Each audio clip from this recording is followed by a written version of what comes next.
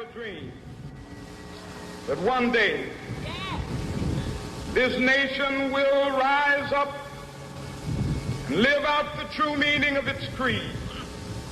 We hold these truths to be self-evident, that all men are created equal.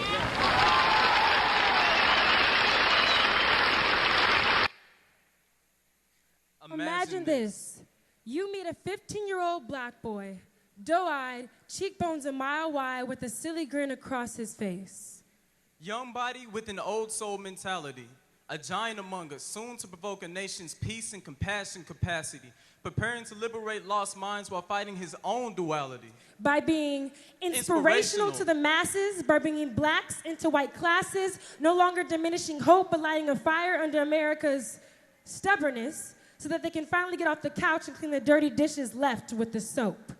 Fueled by generations of pain and passion, accompanied with strife, arrested over 29 times, but still had enough fire in his heart to come out the 30th for another good fight. A continuous fight that teaches resilience. For if it is our life, we not continue living it.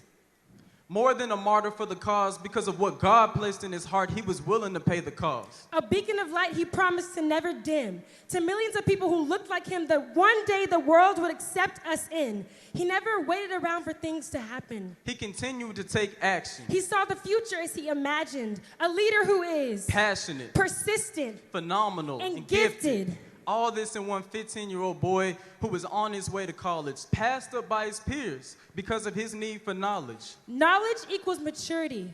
It creates stability. It allows a peaceful pivot into the beautiful reality. Though he kept his head while under distress from the public, he soon realized his responsibility to his people being incumbent.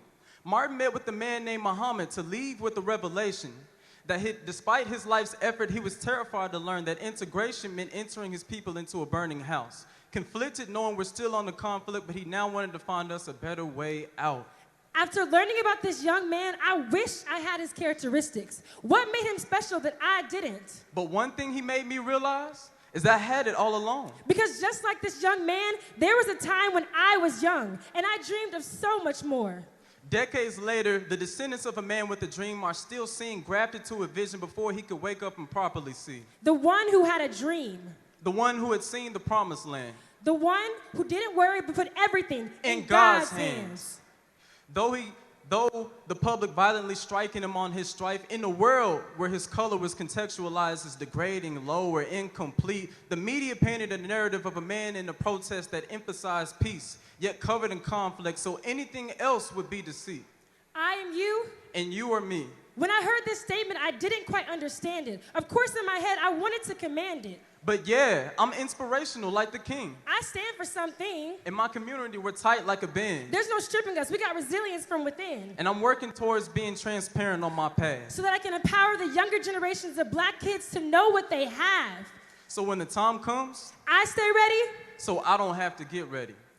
Looking into the king's eyes, I saw myself. Never would have thought it would be like a mirror. Because just like MLK, my skin was depicted inferior. And as I looked into the eyes of this 15-year-old boy, I realized that people have never been fully restored. And I thanked him for his willingness to try, because his will helped less of my people die. So here's to Martin Luther King Jr. He helped black kids have lives. To see the vision he saw with a dream. Because I have dreams. You have dreams. But the question is, how much will you do to survive? To keep your dreams alive? Thank you.